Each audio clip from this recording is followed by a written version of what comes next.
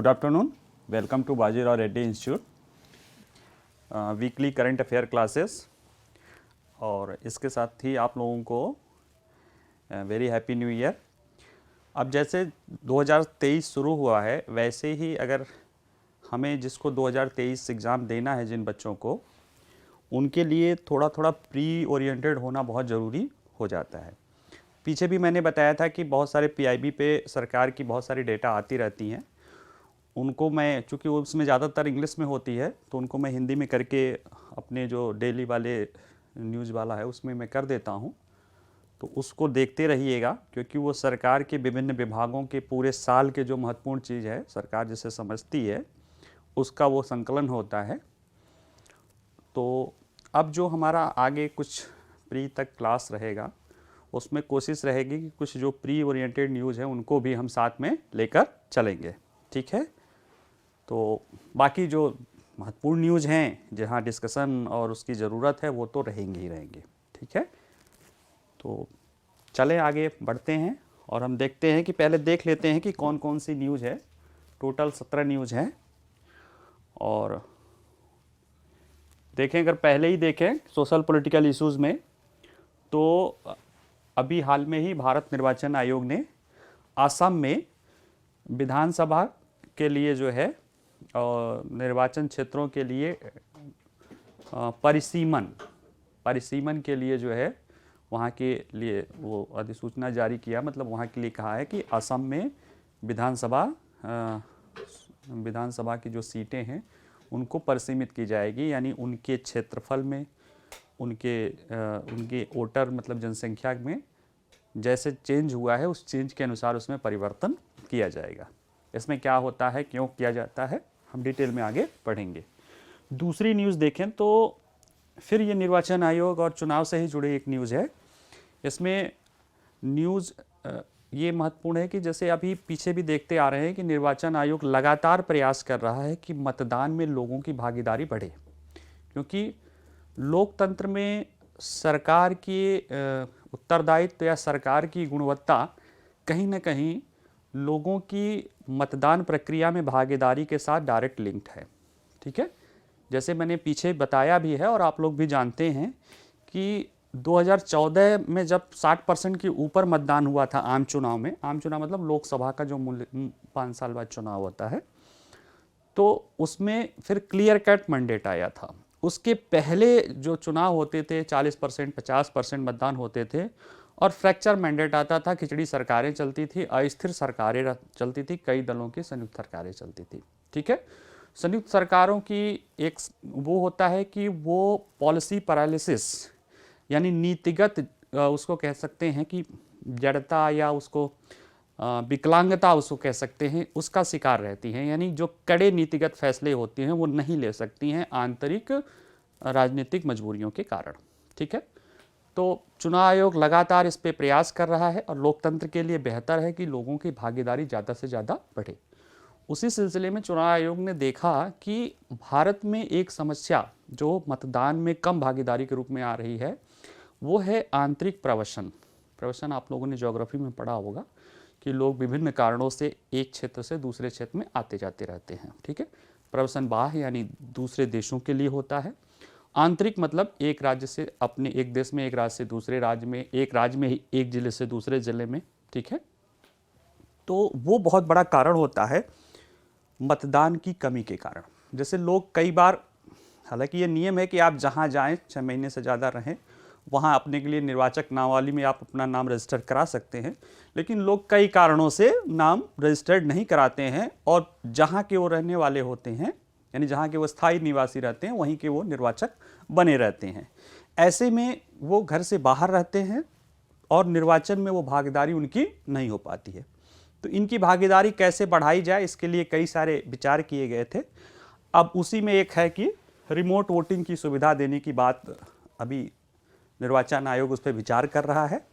उसके लिए प्रक्रिया क्या अपनाई जाएगी, उसका प्रदर्शन करने के लिए 16 जनवरी को 8 राष्ट्रीय दलों को, बाकी जो राज्य दल हैं उनको बुलाया है कि उनके सामने ये रिमोट वोटिंग करके दिखाएगा, और अगर ये सब कुछ सही होता है तो इसको लागू किया जा सकता है, ठीक है।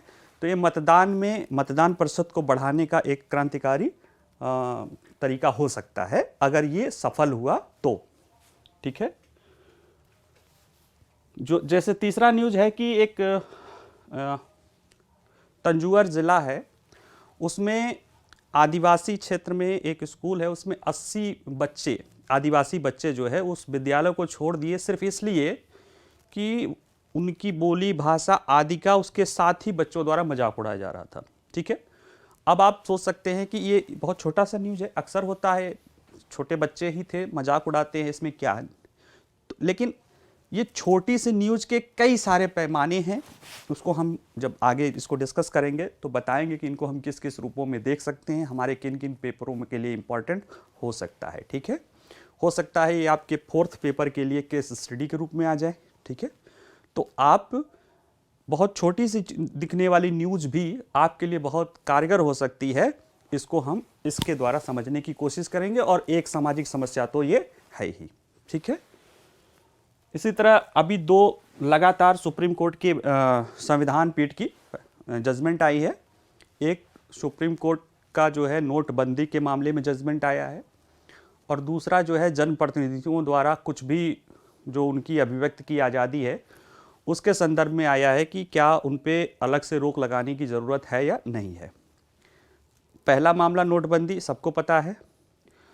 अगर आप मेरे क्लास को रेगुलर कर रहे होंगे तो जब सुप्रीम कोर्ट में सरकार ने हलफनामा दायर किया था, उस न्यूज़ को मैंने वहाँ डिस्कस किया हुआ है, और मैंने बताया था कि चाहे भाई अब कोर्ट कोई भी फैसला ले सकती है, लेकिन मेरा जो अपना ओपिनियन था और जो मैंने डिस्कस किया था कि सरकार चूँकि उसका जो पहलू दे रही थी कि ये economic policy larger economic policy का एक पार्ट है, और इकोनॉमिक पॉलिसी यानी पॉलिसीगत जो डिसीजन होती है वो कार्यपालिका का उसका विशेष क्षेत्र होता है, उसमें न्यायिक दखलंदाजी नहीं हो सकती है।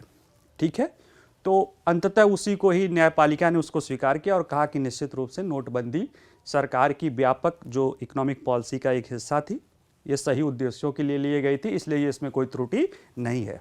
ठीक है, तो 5 जजों की बेंच ने उसमें से 4-1 के फैसले से इसको क्या किया, स्वीकार कर लिया, यानी मैं कहूँ कि मैं सही था। ठीक है, क्योंकि कानूनी आधार पे बातें थी।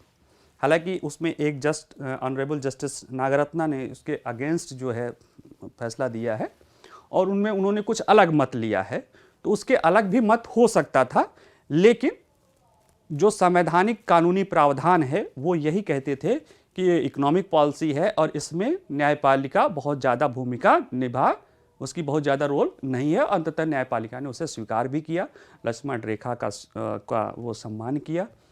उसके पॉलिसी कहीं ना कहीं तो खुद को रोकना पड़ता है, और न्यायपालिका ने अपने बहुमत में उस चीज़ को स्वीकार करते हुए अपने को पॉलिसीगत डिसीजन में घुसने से मना कर दिया। ठीक है, हालांकि उसमें कुछ और बातें कही है, वो डिस्कस कर लेंगे। ठीक है, और दूसरा मामला जो है उसमें अभिव्यक्ति की आज़ादी का मामला था। ये आजम खान जी से जुड़ा मामला था। ये एक आपको याद होगा एक घटना हुई थी मुजफ्फरनगर हाईवे के आसपास जो है, एक बच्ची के साथ परिवार के साथ लोग जा रहे थे, बलात्कार की घटना हुई थी। काफ़ी बड़ा मुद्दा हुआ था, बड़ा मुद्दा था ही, और उस मुद्दे पर उस समय के तत्कालीन मंत्री ने ये कहा था कि ये विपक्षी दलों द्वारा सरकार को बदनाम करने की एक साजिश है। तो उस पे ये कहा गया था कि एक मंत्री का अभी जब जांच चल रही है उसमें ये कहना कि ये विपक्षी दलों की साजिश है, कहीं न कहीं जांच को प्रभावित करता है और अभिव्यक्ति की आज़ादी नहीं मानी जा सकती। तो कई प्रश्न थे कि क्या एक मंत्री के जो विचार ये व्यक्तिगत विचार है कि या सरकार का विचार है। अगर सरकार का विचार है तो जांच चल रही है, पहले ही सरकार ने विचार दे दिया तो जांच प्रभावित नहीं होगी। ऐसे बहुत सारे मामले थे, उसको लेके मामला जो है ये आया था कि भाई अगर एक मंत्री हैं, उनकी अभिव्यक्ति की आज़ादी, माने जनप्रतिनिधियों की अभिव्यक्ति की आज़ादी और आम लोगों की अभिव्यक्ति की आज़ादी क्या समान स्तर पर रहेगा, उस पर प्रतिबंध क्या लगाया जाएगा कि नहीं लगाया जाएगा, और एक मंत्री की बात क्या सरकार की आधिकारिक बात होगी या नहीं होगी। ऐसे कुछ बहुत सारे संवैधानिक प्रश्न थे, इसलिए इसको मामले को संविधान पीठ में भेज दिया गया था, और संविधान पीठ ने अपने कुछ फैसले दिए हैं, उनको हम डिस्कस करेंगे। ठीक है, केंद्र सरकार ने 81 करोड़ लोगों को 2023 के जनवरी 1 से लेके पूरे साल के लिए मुफ्त अनाज देने की बात की है। ठीक है, केंद्र सरकार, आपको पता होगा कि राष्ट्रीय खाद्य सुरक्षा गारंटी योजना के तहत लगभग 81.34 करोड़ लोगों को, यानी शहरी क्षेत्रों में 50% और ग्रामीण क्षेत्रों में 75% लोगों को सस्ते दर पर, यानी कि 3 रुपये, 2 रुपये और 1 रुपये के दर पे, 3 रुपये की दर पे चावल, 2 रुपये के दर पे गेहूं और 1 रुपये के दर पे मोटा अनाज, मतलब 2 तरह के परिवार डिवाइड किए गए थे। एक अंत्योदय योजना वाले, जिनको 35 किलो महीने का दिया जाता था प्रत्येक परिवार, चाहे उसमें कितने भी लोग हों, और एक था कि विशेष परिवार, जिसमें 5 किलो प्रति परिवार दिया जाता था।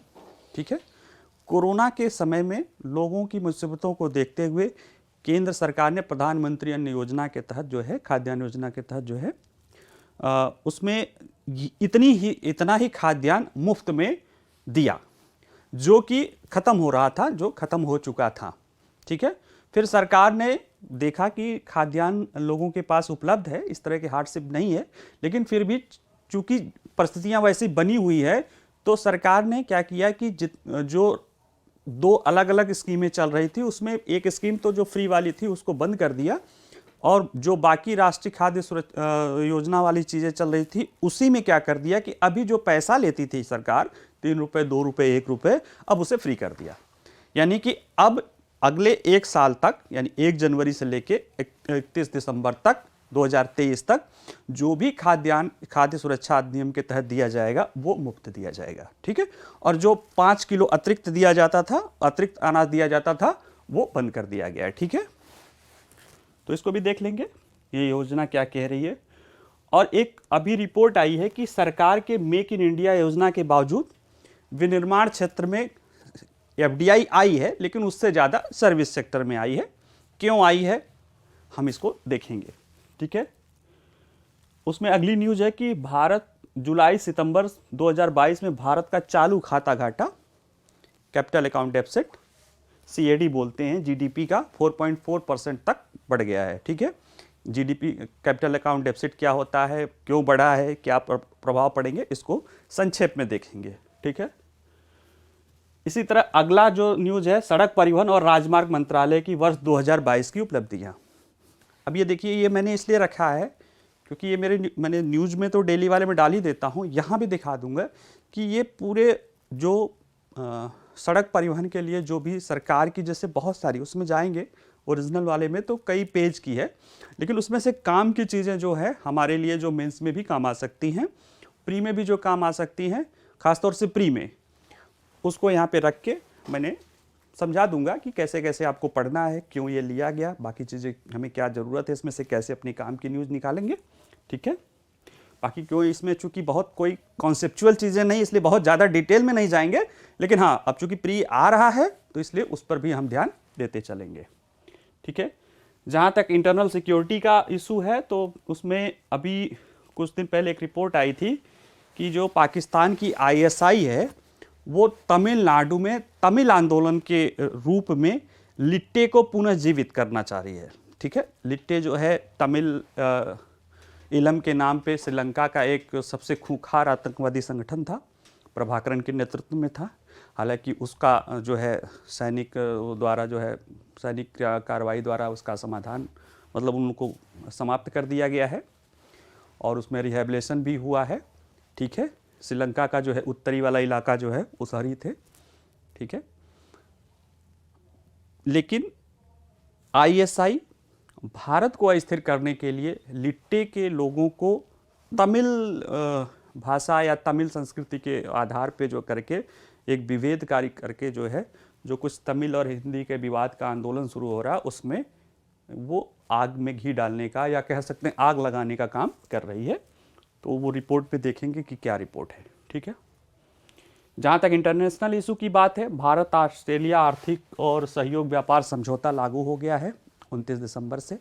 ठीक है, ये क्यों लागू हुआ है ये तो वो बताएंगे, इससे क्या फ़ायदे होना है। ठीक है, हम देखेंगे कि हमें क्या फ़ायदा होगा, ऑस्ट्रेलिया को क्या फ़ायदा होगा। ठीक है, भारत साइप्रस ने रक्षा और सन सहयोग पर समझौता किया। ये न्यूज़ बहुत छोटी है। साइप्रस बहुत छोटा सा द्वीपीय देश है भूमध्य सागर में, ठीक है, लेकिन इतना छोटा सा देश और वहाँ हमारे विदेश मंत्री 3 दिन रुके, ठीक है, छोटा सा देश, विदेश मंत्री 3 दिन रुके। ये बताता है कि कहीं ना कहीं वो दौरा हमारे लिए कितना महत्वपूर्ण है। तो बहुत छोटा सा देश के साथ सहयोग समझौता होने के बावजूद भी हमारे लिए महत्वपूर्ण है। क्यों है वो हम समझेंगे, ठीक है। इन्वायरमेंट इकोलॉजी में देखा जाए तो 1 अप्रैल 2023 से ई कचरा प्रबंधन प्रभावी होगा। इसके पहले क्या था, क्यों इसको लाया गया, इसमें क्या प्रावधान है, इससे क्या क्या फायदे हो सकते हैं, हम इसको समझने की कोशिश करेंगे एक होलिस्टिक मैनर में, ठीक है। पुनः अगला न्यूज़ जो है, राष्ट्रीय ग्रीन हाइड्रोजन मिशन को केंद्रीय मंत्रिमंडल की मंजूरी मिली है, ठीक है। तो हाइड्रोजन जान ही रहे हैं, फ्यूल होता है, सबसे इफ़िशियंट फ्यूल, सबसे हल्का फ्यूल, सबसे शुद्ध फ्यूल होता है, और उसमें भी ग्रीन हाइड्रोजन। तो ग्रीन हाइड्रोजन क्या होता है वो पहले बता चुके हैं, थोड़ा सा हम यहाँ भी बता देंगे, ठीक है। और उससे जुड़ी नीति क्या है, मिशन क्या है, क्यों लाया जा रहा है, उसके क्या फ़ायदे होंगे, ये हम आपको समझाएंगे, ठीक है। इसी तरह से अगला एक न्यूज़ है, समेत शिखर जी, या उसको पार्श्वनाथ की पहाड़ी करते हैं, झारखंड की एक पहाड़ी है, जैन के लिए उसको तीर्थराज, जैसे हिंदुओं के लिए प्रयागराज को तीर्थराज बोलते हैं, वैसे ही इसको जैनियों के लिए जो है ये समेत शिखर जी को तीर्थराज माना जाता है, ठीक है। तो उसका क्या जैनियों के लिए महत्व है, ये एक्चुअल में प्री के लिए है। ये इन्वायरमेंट में क्यों है, क्योंकि उसमें इन्वायरमेंट इको सेंसिटिव जोन और वहाँ पर्यटन, इको पर्यटन को बढ़ावा देने के लिए एक गाइडलाइन लाई गई थी। हालांकि उसका विरोध हुआ क्योंकि वहाँ पे मांस मदिरा आदि की शिकायतें देखने लगी थी, ठीक है, लोग जाके हुड़दंग मचाने लगे थे। यानी एक रिलीजियस, और वो भी इतना सेक्रेट रिलीजियस प्लेस है, अगर कहा जाए कि जैन धर्म का सबसे पवित्र स्थल है, वहाँ पे इस तरह की चीज़ें हो रही थी, तो उसका विरोध किया गया और सरकार ने भी उस चीज़ को समझा और उसको समझ के फिर उन्होंने उसको अपने उस फैसले पर रोक लगा दी है। और राज्य सरकार को भी कहा है कि आप उस पर पर्यटन या इस तरह की किसी भी कमर्शियल एक्टिविटी पे रोक लगाइए, उसका रिलीजियस नेचर बना रहने दीजिएगा, ठीक है। तो देख लेंगे इसको भी।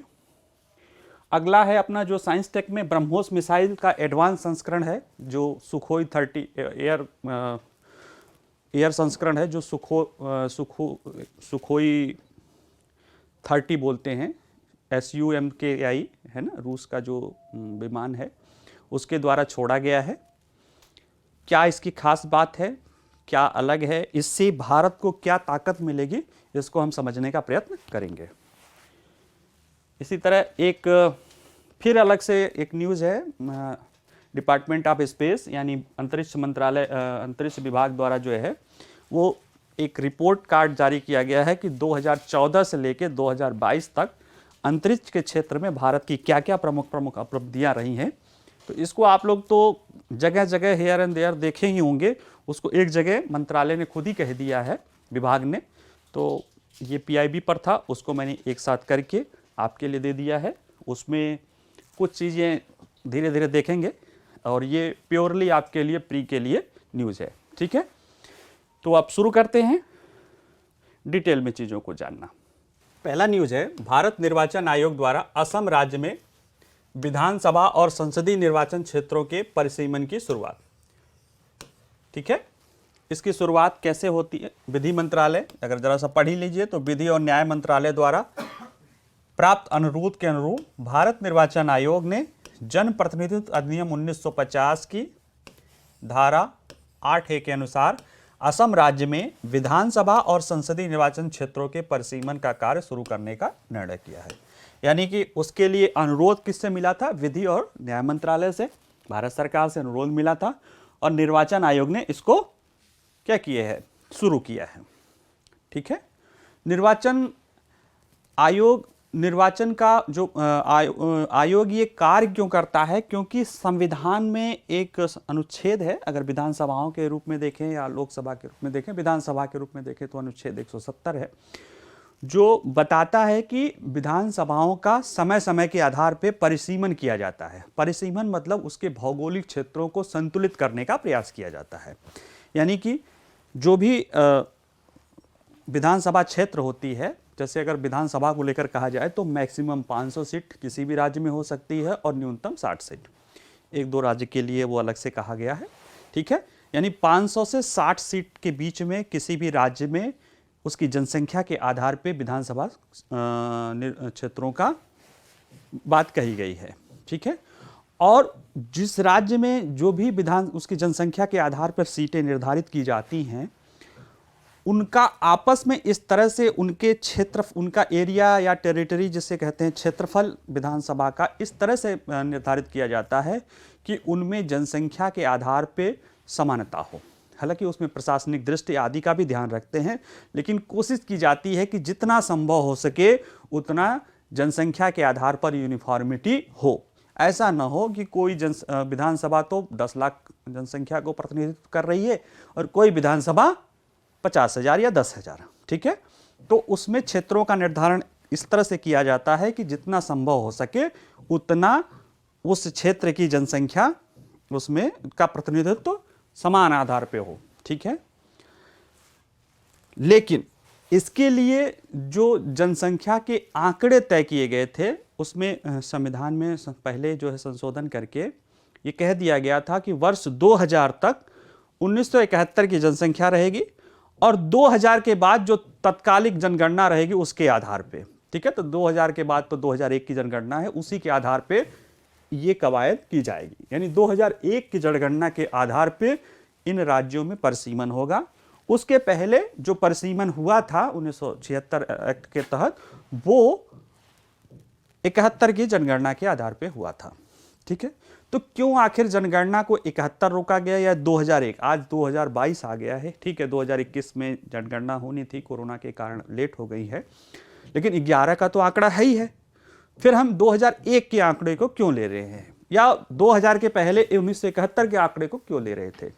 उसके पीछे जो वजह थी वो ये थी कि अगर हम जनसंख्या के आंकड़े 71 के बाद जनसंख्या में तेजी से वृद्धि हुआ है, अगर उसमें हम नवीन जनसंख्या के आंकड़े को लेंगे तो राज्य जो है, विभिन्न राज्य अपने क्षेत्र में, अपने राज्य में लोकसभा की सीटों को बढ़ाने के लिए या किसी पर्टिकुलर एरिया में सीटों को बढ़ाने के लिए वो जनसंख्या को नियंत्रण करने के लिए या जनसंख्या के जो फैमिली प्लानिंग आदि की जो नीतियां थी सरकार को, उस पे जो है क्या होगा, उस पे रोक लगाने, उस पे मतलब ध्यान नहीं देंगे या उसको प्रश्रय नहीं देंगे। क्यों? क्योंकि जनसंख्या को अगर कम होगा, जिस पर्टिकुलर क्षेत्र में अगर किसी राज्य की जनसंख्या कम होगी और किसी राज्य की बढ़ेगी, तो डेफिनेट है जिस राज्य की जनसंख्या बढ़ेगी वहाँ पे सीटें बढ़ेंगी लोकसभा में, या जिस क्षेत्र की, किसी राज्य में जिस क्षेत्र की जनसंख्या बढ़ेगी उस क्षेत्र में सीटों की संख्या बढ़ेगी। तो ऐसे में जनसंख्या की जो नियंत्रण या उसके प्रभावी नीति थी उस पर कहीं ना कहीं कुठाराघात होता, ठीक है। तो इसलिए जो है जनसंख्या को 1971 रख दिया गया है, बाद में 2000 रखा, मतलब 2000 तक, वर्ष 2000 तक 1971 रखा गया था, उसके बाद 2001 को लिया गया है, ठीक है। इसमें बहुत ज़्यादा और कुछ है नहीं, ठीक है। अनुच्छेद 170 प्री के लिए याद रखिएगा कि 170 के तहत ये कार्यादेश दिया गया है और जनगणना के आंकड़े 2001 को लिया गया है, ठीक है। और चूंकि आपको पता होगा कि आर्टिकल संविधान का ही अनुच्छेद 330 और 332 के अनुसार अनुसूचित जातियों और जनजातियों के लिए सीटों का आरक्षण का भी प्रावधान है, तो अतः इनका भी ध्यान दिया जाता है कि जो भी सीटें निर्धारित होंगी उसमें जो जनसंख्या SC ST की होगी उसके अनुसार उतना % सीटें उनके लिए आरक्षित की जाएंगी, ठीक है। देखिए इसका उद्देश्य क्या है कि आयोग परिसीमन के दौरान आयोग भौतिक विशेषताओं, प्रशासनिक इकाइयों की मौजूद सीमाओं, संचार की सुविधा, जन सुविधा आदि को ध्यान में रखेगा और जहां तक संभव हो निर्वाचन क्षेत्रों को भौगोलिक रूप से सुगठित क्षेत्रों के रूप में रखा जाएगा, ठीक है, कि वो एक भौगोलिक क्षेत्र के रूप में हो ताकि उनके यहाँ चुनाव संचालन आदि कार्य क्या हो, आसानी से हो सके, ठीक है। बाकी प्री के आंकड़े हैं कि इसके पहले जो है 1972 के प्रावधानों के तहत 1976 में अंतिम परिसीमन हुआ था, अब जाके वो 1971 के आंकड़ों पर है। अब जो किया जाएगा वो 2001 के आंकड़ों के आधार पे किया जाएगा, ठीक है। ये मामला अगला कि भारतीय निर्वाचन आयोग नागरिकों को रिमोट वोटिंग सुविधा देगी। तो पहले तो समझे कि रिमोट वोटिंग है क्या, फिर रिमोट वोटिंग क्यों दी जा रही है। ठीक है, तो रिमोट वोटिंग जो एक प्रक्रिया है जिसमें जो अभी रिमोट मतलब दूर से वोटिंग के लिए कई सारी प्रक्रियाओं को आप अपना सकते हैं। जैसे बैलेट, जो ड्यूटी वाले होते हैं या सेना के लोग होते हैं वो बैलेट के द्वारा देते हैं। ठीक है, पोस्टल बैलेट, उसमें फिर इलेक्ट्रॉनिक्स बैलेट होता है, प्रॉक्सी वोट होता है कि जैसे आप अपने घर के किसी सदस्य को अपने वोट के लिए रजिस्टर्ड कर दें और फिर वो आपके अनुसार वोट कर दे। ठीक है, लेकिन उन सारी चीज़ों की अनेक समस्याएं रही हैं।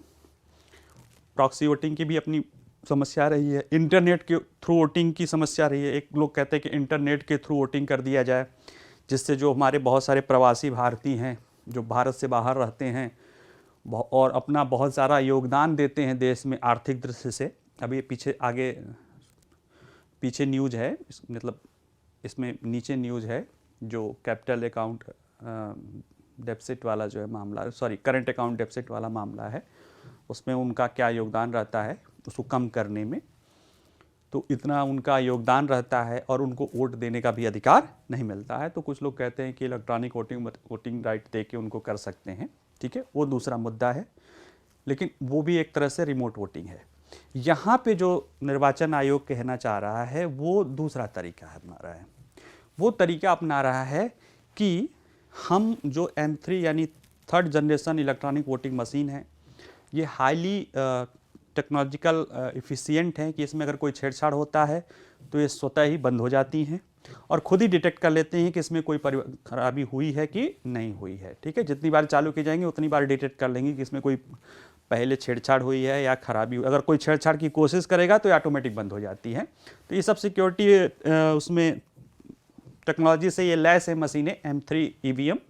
ठीक है, और 2-3 सालों से इसका प्रयोग हो रहा है चुनाव में। ठीक है, तो चुनाव आयोग कहा है कि ऐसा कर सकते हैं हम कि कुछ जैसे जिन राज्यों में चुनाव हो रहा है और लोग जहाँ जहाँ रह रहे हैं सभी जगह, जैसे स्कूल या जो भी इस तरह के विद्यालय हैं या जो इस तरह की चीज़ें हैं, जो सार्वजनिक स्थान है, वहाँ पे इस तरह के वोटिंग मशीन रख दिए जाएं और लोग जो है उसमें वोटिंग करें। क्योंकि ये सरकारी प्रक्रिया द्वारा ही होगा, इसमें वहीं पे जैसे हम दिल्ली में रह रहे हैं, मैं किसी दूसरे जगह का वहाँ रहने वाला हूँ और वहाँ पे वोटिंग हो रही है। ठीक है, और यहाँ पे अब दिल्ली में के साथ तो नहीं क्योंकि राज्य बदल जाएगा। अब चलो मैं यूपी का रहने वाला हूँ और मैं चलो ईस्ट यूपी में बनारस में वोटिंग है और मैं मेरठ में रह रहा हूँ। ठीक है, मेरठ में दूसरे दिन वोटिंग होना है, तो अब मुझे बनारस में वोट देने के लिए तो जाना पड़ेगा। तो मुझे लगेगा यार वोट देने के लिए क्यों जाऊं। ठीक है, फिर ऐसे में आदमी या मजबूरी होती है कि जाऊं आऊं, 4 दिन लगेगा, ट्रेन मिलेगी नहीं मिलेगा, बस मिलेगा नहीं मिलेगा, या जैसे भी जाऊंगा। तो ऐसे लोगों के लिए हो सकता है कि मेरठ में किसी स्कूल में हमारे लिए एक बूथ बन जाए, हमारे लिए मतलब हमारे जैसे लोगों के लिए, कि वहाँ पे जो भी उस एरिया के लोग हों वो जाएं अपना मतदान कर दें, उसमें हम मतदान कर देंगे और ये वहाँ के लिए काउंट हो जाएगा, क्योंकि ये पूरा सरकारी प्रोसेस में ही होगा। तो इसी तरह की कुछ चीज़ों के लिए जो चुनाव आयोग है इसको लगा कि नहीं ये सही प्रक्रिया है, ये ज़्यादा उचित है। ठीक है, बाकी और सारे जो रिमोट वोटिंग के प्रोसेस है इसमें सब लिखा हुआ है, नीचे देख लीजिएगा, उससे बेहतर यही है। ठीक है, इसको कैसे किया जाएगा, इसका अभी 16 जनवरी को सभी 8 राजनीतिक राष्ट्रीय दलों को और बाकी जो क्षेत्रीय दल हैं उनको बुलाया है कि आप आइए, हम आपके सामने वो करेंगे, प्रदर्शन करेंगे और फिर बाकी लोग सहमत होंगे तो फिर उसको आगे लागू कर दिया जाएगा। ठीक है, ये विचार क्यों आया, ये तो क्या है ये तो समझ में आ गया। ये विचार क्यों आया, अगर पिछले आम चुनाव को देखो तो 2019 में 67.4% मतदान हुआ था, यानी 23.6% मतदान, 32.6% लोग मतदान से बाहर रहे।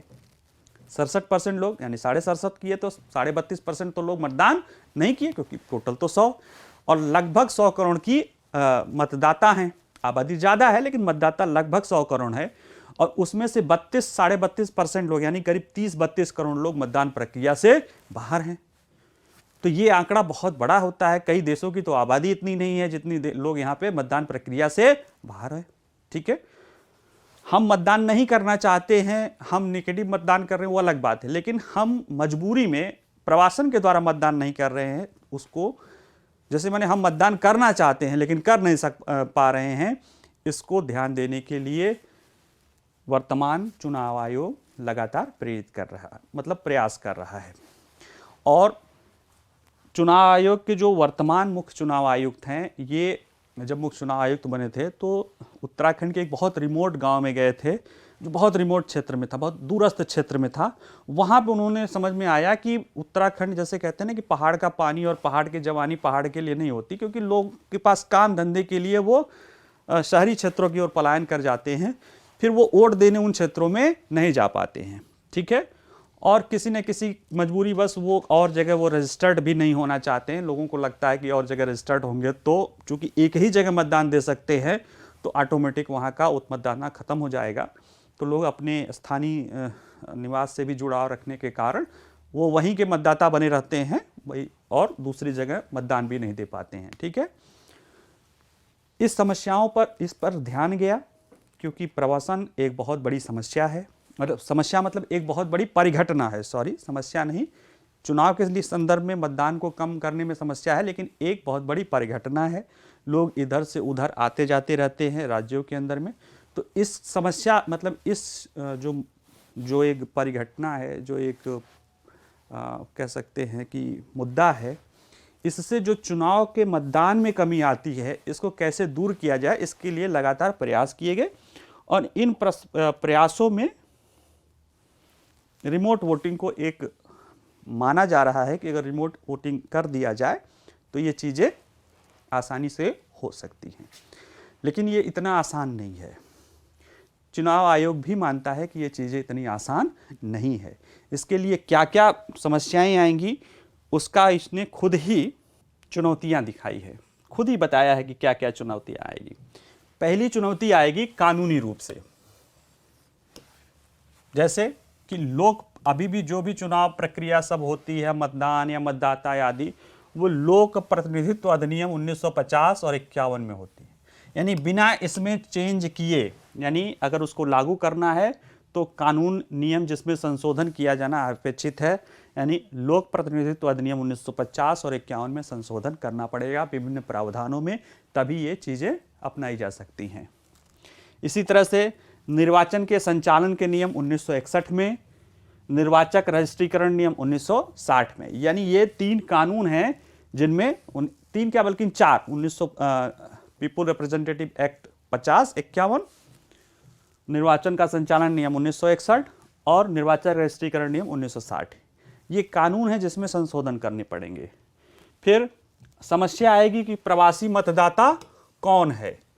प्रवासी मतदाताओं को परिभाषित करने की समस्या आएगी कि मतदान दिवस में अनुपस्थित रहने वाले मतदाता से लेकर स्थायी रूप से स्थानांतरित मतदाता, यानी कि कुछ मतदाता जो मतदान के लिए वो वही प्रवास किए हैं और कुछ वाकई में चले गए हैं। ठीक है, तो इसको कैसे परिभाषित किया जाएगा। ठीक है, फिर मामूली निवास और अस्थायी, यानी कुल मिला के प्रवासी मतदाता कौन होंगे, किनको वोटिंग राइट दी जाएगी, किनको नहीं दी जाएगी, ये भी परिभाषित करना बहुत जरूरी है। अगर आप परिभाषित करेंगे तभी तो उनको वोटिंग राइट देंगे या नहीं देंगे। जैसे मैं किसी 1-2 दिन के लिए गया हूं तो क्या मुझे वोटिंग राइट रहेंगे या नहीं रहेंगे, या 1 महीने के लिए गया हूं तो मुझे वोटिंग राइट रहेंगे कि नहीं। तो ये कहने में तो आसान लगता है कि व्यक्ति अपने घर से बाहर है तो उसको अथॉरिटी दे दो, वो कर दे। भाई आज मैं हूं, कल चुनाव है, आज मुझे कोई ज़रूरी काम से ही जाना पड़ गया, फिर मुझे वोटिंग राइट रहेगी कि नहीं रहेगी। तो ऐसे बहुत सारे प्रश्न हैं जिनको परिभाषा के दौरान सॉल्व करने की ज़रूरत पड़ेगी। ठीक है, फिर रिमोट वोटिंग को परिभाषित करना पड़ेगा कि रिमोट वोटिंग क्या है, इसको कैसे किया जाए, क्या बाहर हो। ठीक है, तो ये सारी जो चुनौतियां हैं इसको खुद ही चुनाव आयोग बताता है। तो हमें क्या देना है कि भाई रिमोट वोटिंग क्यों लाया जा रहा है, पहले क्या है समझ ही लीजिए, क्या है वोट देने का दूरस्थ माध्यमों से लोगों को वोट देने की प्रक्रिया। ठीक है, उसमें ये प्रॉक्सी वोटिंग से अलग है, ये ई वैलेट से अलग है, ये इलेक्ट्रॉनिक वोटिंग से अलग है और ये इंटरनेट वोटिंग से भी अलग है। ठीक है, फिर क्यों लाया जा रहा है कि मतदान में लोगों का भागीदारी बढ़ाओ। प्रवसन एक बहुत बड़ी आंतरिक प्रवसन उसमें भी आंतरिक प्रवसन एक बहुत बड़ी परिघटना है भारत के संदर्भ में, जिससे बहुत सारे लोग वोटिंग देने के अपने अधिकार से वंचित हो जाते हैं। ठीक है, तो इस समस्या को हल करने की इससे कोशिश की जा रही है। इसमें क्या क्या समस्याएं आएंगी, ये निर्वाचन आयोग ने बता दिया कि कुछ कानूनी सुधार करना पड़ेगा, परिभाषागत, और उसमें रिमोट वोटिंग को परिभाषित करने की समस्याएं आएंगी। ठीक है, और जहाँ तक हमारा क्या राय होना चाहिए, निश्चित रूप से ये बेहतर सुझाव है। निश्चित रूप से इससे मतदान की प्रतिशतता में वृद्धि होगी। ठीक है, और जब मतदान की प्रतिशतता में वृद्धि होगी तो उसका प्रभाव कहीं ना कहीं मतदान के आउटपुट के रूप में, जो चुनाव के आउटपुट के रूप में जो सरकारें बनेंगी उनमें उनकी गुणवत्ता में भी सुधार होगा, यानी उन पे भी प्रेशर बनेगा।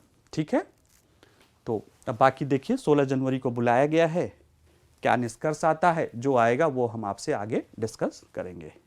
अगला न्यूज़ जो है वो है तंजावुर जिला, 80 आदिवासी बच्चों ने साथी छात्रों द्वारा उत्पीड़न के कारण स्कूल जाना बंद कर दिया।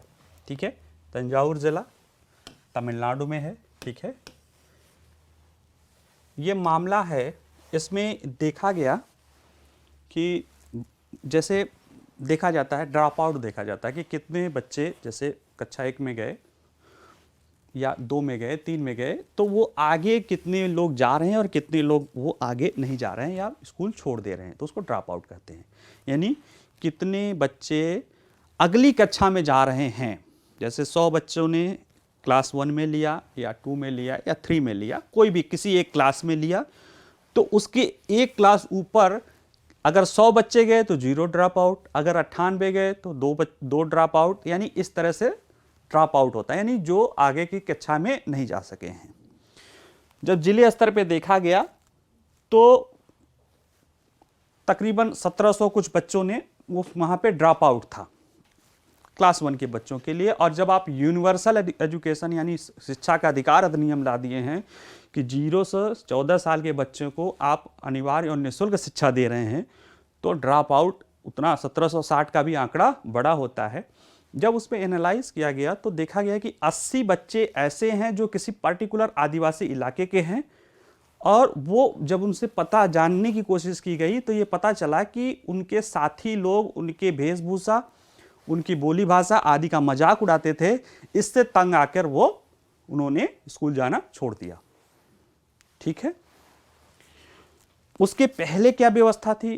कोरोना के पहले जो आदिवासी हैं, जरा देख लीजिए, ये नारी कुराव समुदाय से संबंधित बच्चे हैं, 80 बच्चे। नारी कुराव समुदाय आदिवासियों का है, तमिलनाडु का है।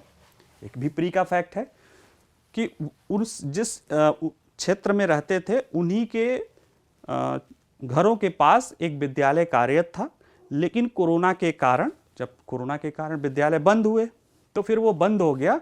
उसके बाद वो विद्यालय चला नहीं, तो बच्चे किसी तरह से जो है दूर के विद्यालय जाते थे।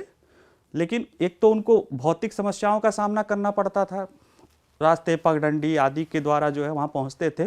दूसरे वहाँ पे सामाजिक प्रेशर भी जो है, सामाजिक कहते कुरीतियाँ इसको कहेंगे, कि जो साथी बच्चे हैं वो उनके बोली भाषा आदि के साथ जो है उन पर जो है वो क्या करते थे, छीटाकसी करते थे या मजाक उड़ाते थे, जिस कारण वो तंग आकर उन बच्चों ने क्या करना, स्कूल छोड़ दिया।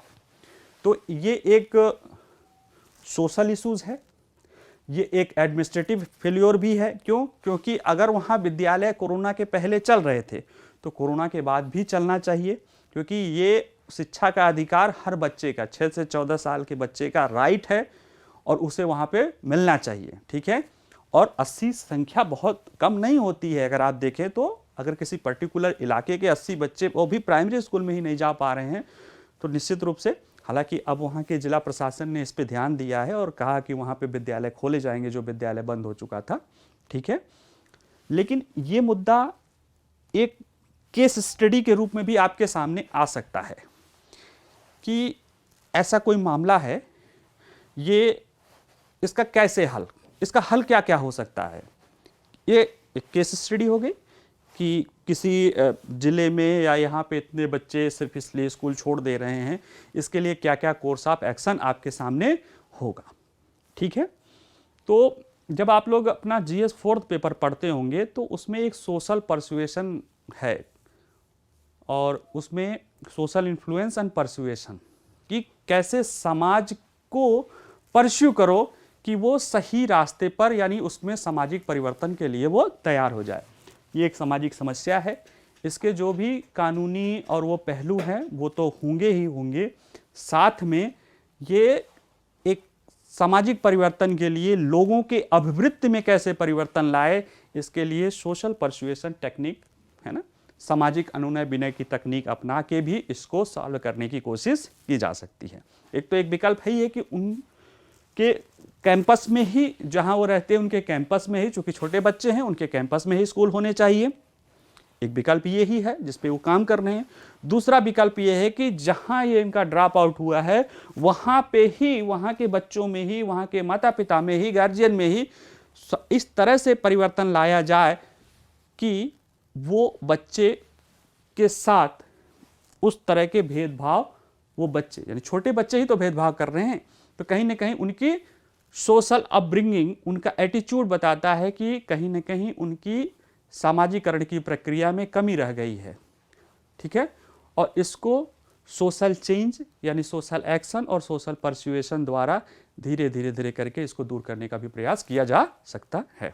ठीक है, तो आप लोग एक 4th पेपर के इसको एक केस स्टडी के रूप में भी इसको देखिएगा, सोचिएगा कि एज ए डिस्ट्रिक्ट एडमिनिस्ट्रेशन आप या एज ए जिला शिक्षा अधिकारी के रूप में आप इसके लिए क्या क्या कर सकते हैं, कौन कौन से विकल्प आपके सामने उपस्थित हैं, उसके लिए क्या क्या आप उपाय सुझाएंगे, उसके पक्ष और विपक्ष में करके आप लोग लिखने की कोशिश करिएगा। ठीक है, सुप्रीम कोर्ट की केंद्र की नोटबंदी नीति, अगर जिन्होंने मेरे रेगुलर क्लास देख रहे हैं उनको तो मैं पहले ही बता चुका हूं कि किन आधारों पे सरकार ने क्या तर्क दिया था। थोड़ा सा मैं बता देता हूं कि सरकार ने कहा था कि ये नोटबंदी जो है वो सही प्रोसेस के थ्रू लिया गया है, यानी कि आरबीआई की जो पॉलिसी है, आरबीआई के लिए जो एक्ट है, आरबीआई एक्ट, उसमें जो धारा है 26(2), उसके तहत जो प्रावधान है कि सरकार आरबीआई के परामर्श पे किसी भी नोट को, सीरीज को वो बंद कर सकती है, चेंज कर सकती है, बदल सकती है। सरकार ने उस प्रोसेस को फॉलो किया जो उन्होंने तर्क दिया था सरकार ने। दूसरा, ये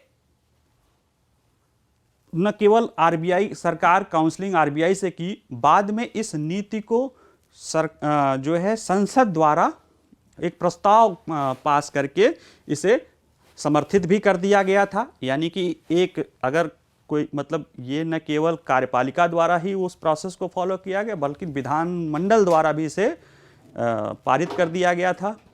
और तीसरा, सरकार ने बताया कि ये कोई एक अलग से लिया गया फैसला नहीं था, ये हमारी बहुत बड़ी जो इकोनॉमिक पॉलिसी है, जो आर्थिक सुधार कर रहे हैं, उन सुधारों के एक पार्ट के रूप में इसको लाया गया था। जैसे कि कर का सुधार किया गया है, जीएसटी लाई गई थी, है ना, हमने विभिन्न देशों के साथ जो है आतंकवाद के वित्तीयन के लिए जो प्रणाली है रोकने के लिए उसमें बहुत सारे समझौते किए थे, हमने मनी लॉन्ड्रिंग एक्ट के तहत जो है बहुत सारे कार्रवाइयाँ की थी। ठीक है, ब्लैक मनी को रोकने के लिए बहुत सारी कार्रवाई की थी। तो ये सारे पहलू को ध्यान में रख के एक बड़े आर्थिक नीति के एक पार्ट के रूप में सरकार द्वारा कहा गया कि ये पॉलिसी लाई गई थी। ठीक है, यानी कि एक ब्रॉडर इकोनॉमिक पॉलिसी के एक टर्म के रूप में इस पॉलिसी को लाया गया था, इसको इसी रूप में देखना चाहिए। तो फिर उस समय भी चर्चा किए थे और आज भी चर्चा कर रहे हैं कि जो संवैधानिक लक्ष्मण रेखाएं हैं वो ये है कि पॉलिसी के मामले में न्यायपालिका अमूमन हस्तक्षेप नहीं करती है।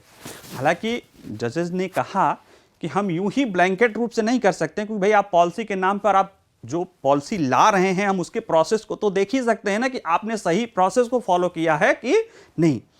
आप पॉलिसी क्यों ला रहे हैं वो चीज़ पे हम नहीं जाएंगे, आप पॉलिसी ला रहे हैं, ये ला रहे हैं, लेकिन क्या पॉलिसी के प्रोसेस को सही फॉलो किया गया है कि नहीं है, उस आधार पे पहले सरकार ने कहा कि ये पॉलिसी है इसलिए आप इसको खारिज कर दो, लेकिन जजेस ने कहा कि नहीं, हम पॉलिसी पर नहीं जाएंगे, हम देखेंगे कि आप पॉलिसी को प्रोसेस सही फॉलो किया गया है कि नहीं फॉलो किया गया है। ठीक है, तो उसके आधार पे 4-1 के जजेस ने ये फैसला लिया, ठीक है, कि 5 जजों की संविधान पीठ थी। ठीक है, संविधान पीठ आप लोगों को पता ही है कि 5 किसी भी संवैधानिक मसले पर जब सुनने के लिए सुप्रीम कोर्ट की 5 या उससे ज़्यादा जजों की पीठ फैसला लेती है, मतलब बैठती है, तो वो संविधान पीठ के रूप में अपनी भूमिका निभाती है। तो इसने जो है 500 और 1000 रुपए के नोटों को बंद करने के केंद्र सरकार पहले को एक बैच को खारिज कर दिया, यानी कि उसको खारिज करते हुए मान लिया कि नोटबंदी का फैसला सही था। और ये जो 5 जजों की पीठ थी, ये 4 और 1 के फैसले से, यानी बहुमत के फैसले से इन्होंने दिया था। यानी एक जज का जो फैसला था उसके अगेंस्ट था। उनका कहना था कि अगर सरकार को नोटबंदी करनी ही थी तो आर्टिकल मतलब जो आरबीआई एक्ट के 26(2) के तहत था, उसके तहत वो संसद द्वारा जो है करना चाहिए था, न कि जो इन्होंने प्रोसेस अपनाया, जब उसमें एनी सीरीज की बात की गई है और सरकार ने पूरी की पूरी सीरीज को बदल दिया है। ठीक है, तो अब उस पर आप चर्चा कर सकते हैं, पहलू को कर सकते हैं, लेकिन जो कानूनी प्रावधान है कि सरकार की नोटबंदी नीति सही है संवैधानिक दृष्टि से, संविधान पीठ ने ये कहा है। ठीक है, जैसे देखिए इसमें कहा भी है,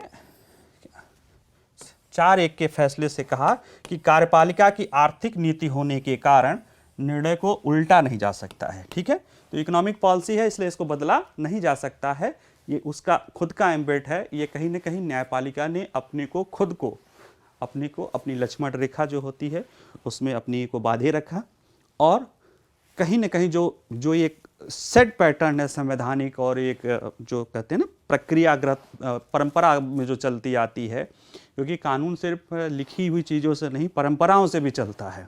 ठीक है, तो परंपराओं और उसमें जो बातें कही है उसमें ये है कि पॉलिसीगत मामलों में न्यायपालिका हस्तक्षेप नहीं करेगी, क्योंकि पॉलिसी बनाना, पॉलिसी को लागू करना, ये सारा काम कार्यपालिका के अंतर्गत होता है। ठीक है, अब बाकी इन्होंने क्या कहा है देख लीजिएगा कि केंद्र की निर्णय लेने की प्रक्रिया में तोड़फोड़ नहीं हो सकता, क्योंकि भारतीय रिजर्व बैंक केंद्र सरकार के बीच परामर्श किया गया था। बाकी ये सारे फैसले हैं जो एक ऑनरेबल जस्टिस नागरत्ना ने, जो न्यायमूर्ति नागरत्ना ने जो अगेंस्ट फैसला लिया था, उसमें क्या कहा, तर्क दिया है कि आरबीआई अधिनियम की धारा 26(2) के तहत केंद्र की शक्तियों के बिंदु पर बहुमत के फैसले से अलग रखी है।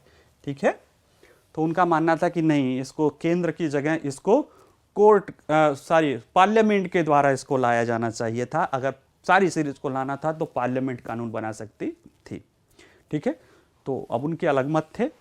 जो मेन मत यही है कि जो पॉलिसी थी सरकार की, नोटबंदी नीति, वो बेहतर एक ब्रॉडर इकोनॉमिक पॉलिसी का पार्ट होने के कारण वो सही है। ठीक है, सुप्रीम कोर्ट के अनुसार जनप्रतिनिधियों की अभिव्यक्ति की आज़ादी पर कोई अतिरिक्त पाबंदी की ज़रूरत नहीं है। अभिव्यक्ति की आज़ादी, अगर आप लोगों को थोड़ा भी जानकारी होगी तो आप लोगों को पता होगा कि आर्टिकल 19 संविधान का अनुच्छेद 19 वाक एवं अभिव्यक्ति की स्वतंत्रता से जुड़ा हुआ है। ठीक है, 19 भी, और उसमें भी 19 1A, ठीक है, वो वाक और अभिव्यक्ति की स्वतंत्रता से जुड़ा हुआ है। उसमें बोलने की आज़ादी है।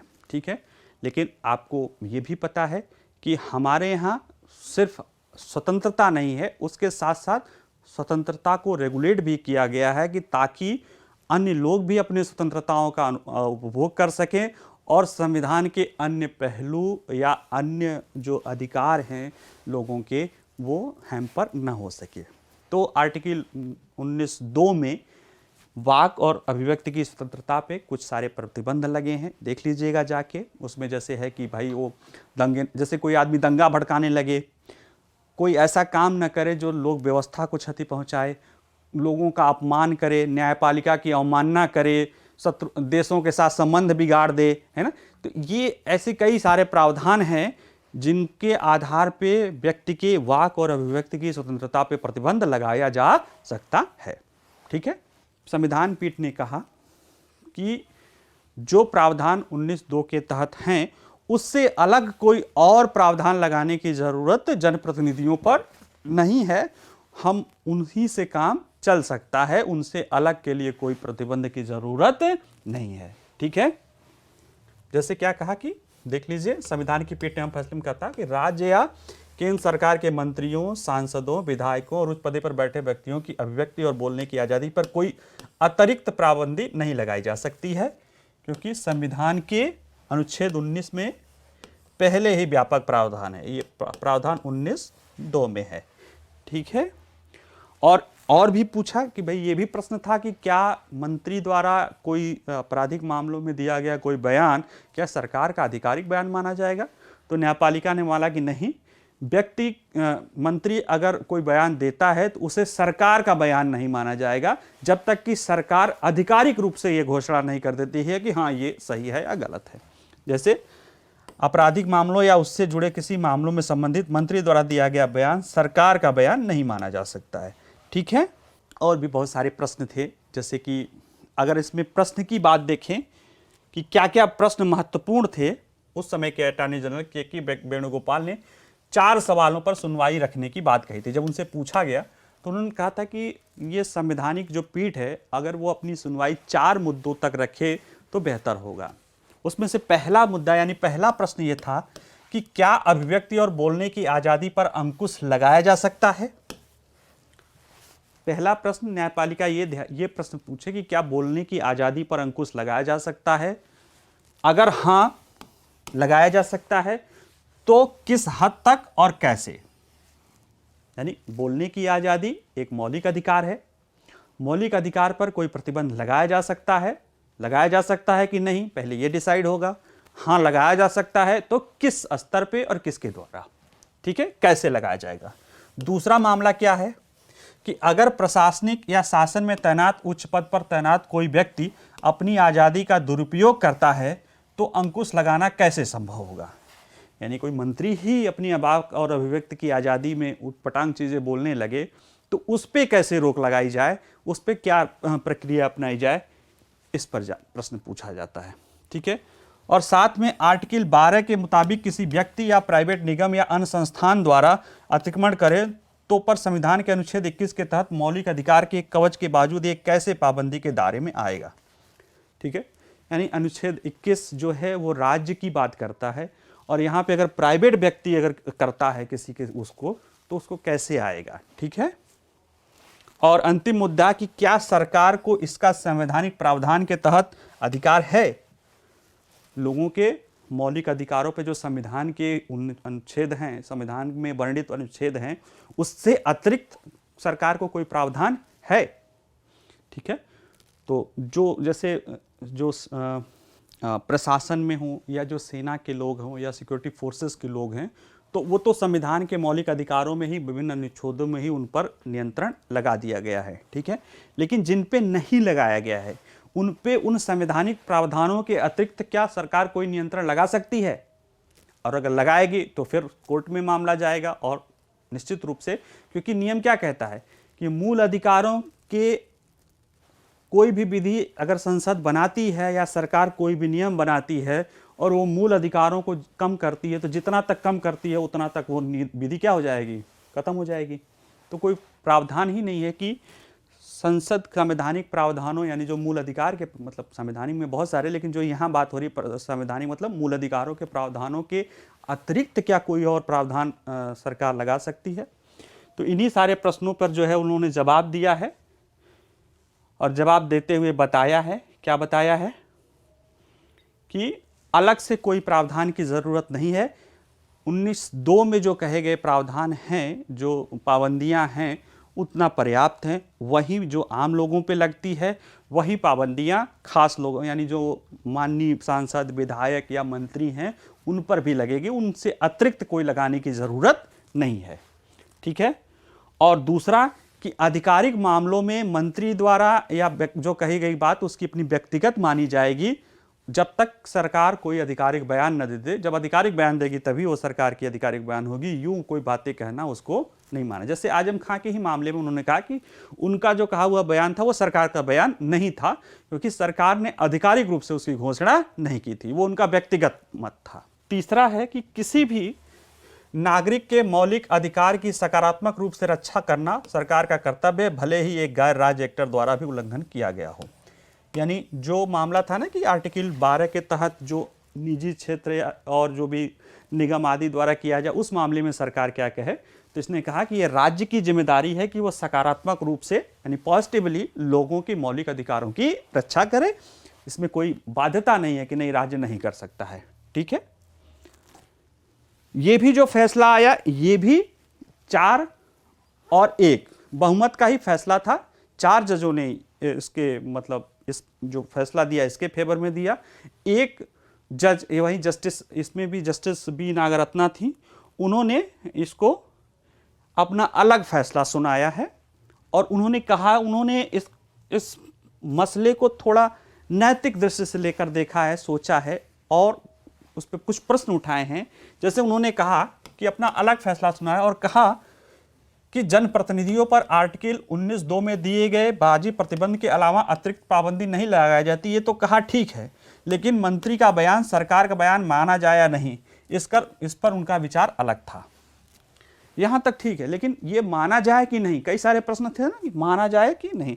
तो जस्टिस नागरत्ना का कहना था कि मंत्री निजी और आधिकारिक दोनों हैसियत से बयान दे सकते हैं। अगर मंत्री निजी हैसियत से बयान दे रहा है तो उनका व्यक्तिगत बयान माना जाएगा, लेकिन अगर वो सरकार के काम से जुड़ा हुआ बयान दे रहे हैं तो उसका बयान सरकार का सामूहिक बयान माना जा सकता है।